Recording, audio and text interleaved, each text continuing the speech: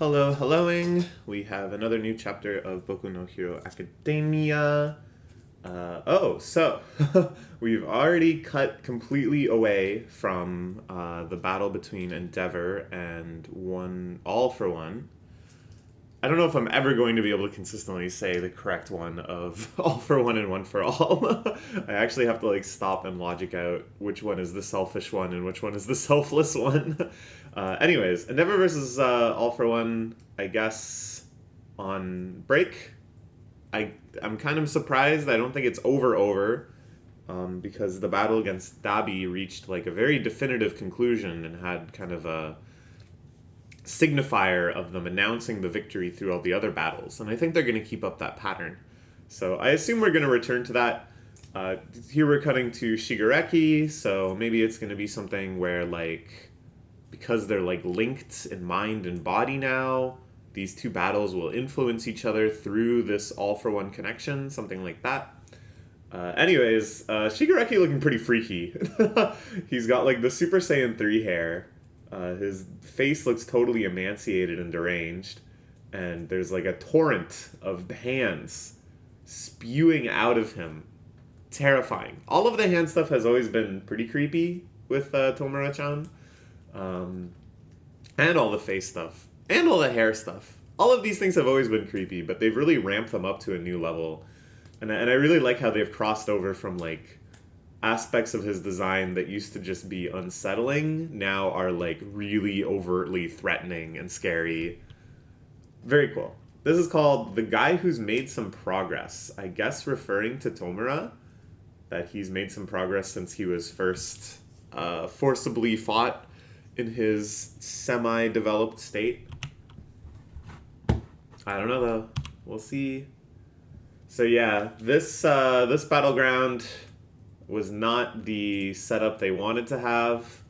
Deku should be here for his Fated Showdown, but instead it looks like we got Sun Eater, one of my favorite characters in the entire series, and the girl in the big three, whose name eludes me right now, but she has those spiral blasts.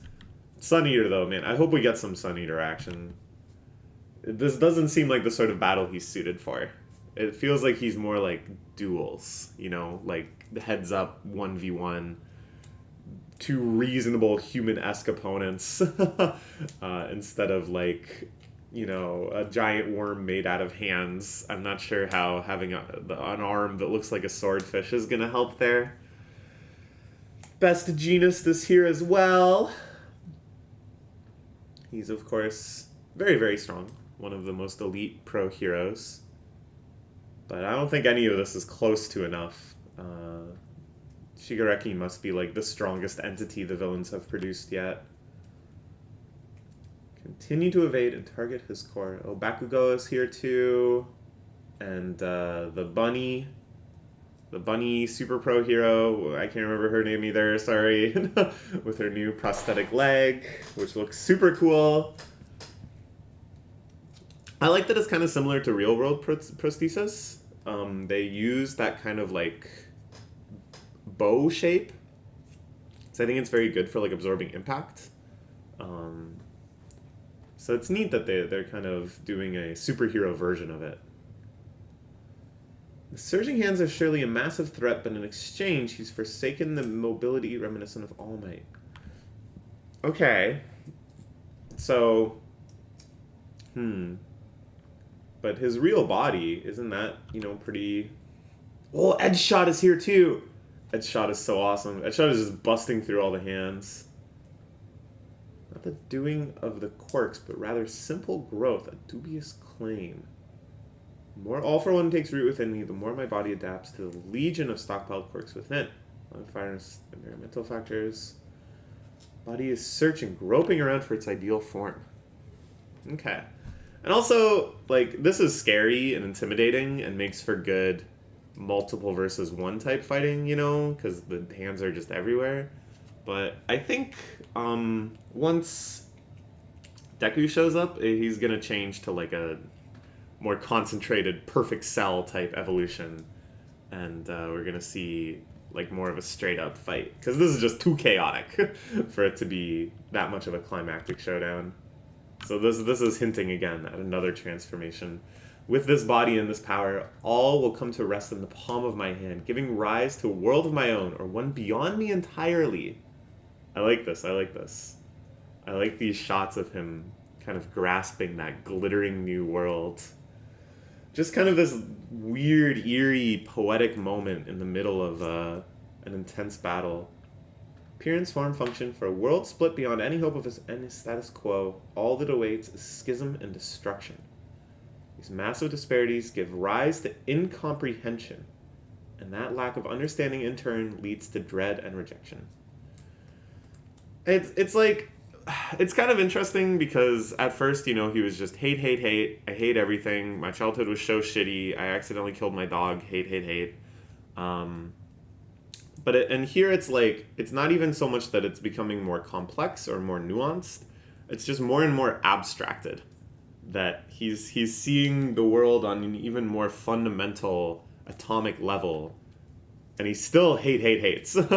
There's some like causality here, you know, lack of understanding, incomprehension leads to dread and rejection, but I don't think it's necessarily supposed to be compelling. We're just supposed to get this like sense that he's like totally lost it, and I like this kind of spectrum of villain motivations. That we had Dabi, who was much more coherent, I guess, in why he was fighting. There was like a narrative behind it, whereas Shigaraki has gone so far off the rails at this point. It's the present state of the world, no, but under my rule, all will be united as the exploited class. All will be equal. Yeah, so this kind of, everyone will be equal because I will be the ultimate power. And there won't be fighting anymore because I just will rule everything. That's sure. In the end, it's like, I don't know, is that really even what you want, or are you just insane? Woo! Ever since Kamino, nothing but yap. So what the heck is Bakugo equipped with now? He's got some sort of like nanobot turrets forming in his back. Suppressive heavy mobile unit, Strafe Panzer. Alright, sure. This is good too because, again, as I was saying, this form with like the trillions of hands writhing around clearly isn't like the end game form, but it's something where all these different heroes can kind of show their strength by how much they can take out, how trivially, how much can they push Tomura back. Okay, yeah, he's firing off like nuts. I really like this shot. It reminds me kind of like Warhammer, like 40k imagery. Just this incomprehensible chaotic mass, and then one super equipped super soldier space marine dude just going brrrr. Whoa, and he's even suggesting teamwork. This is the guy who's made some progress. Down with Erasure. Kaminari's team is still keeping this arena powered up. Still replicating the ground to stand on. I see. So that's what's going on right now. We got Monoma copying the quirk of Eraserhead so that they can take turns blinking, I guess. They're locking down his quirk. So I guess that's why the disintegration isn't happening as well. It's just the actual hands pulverizing things physically instead of disintegrating them magically.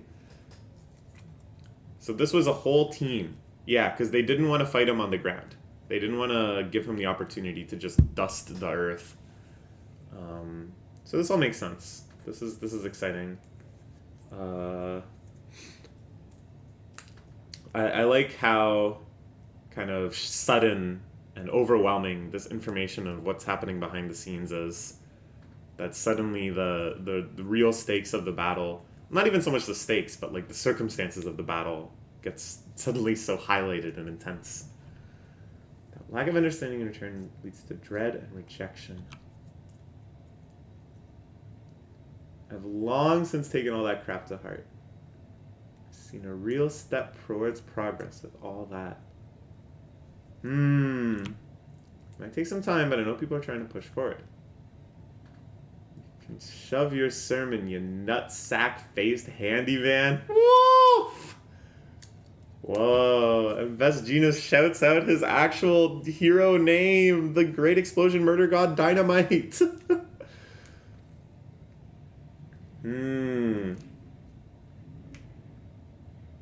I like, too, the shot of when the community finally welcomed Deku.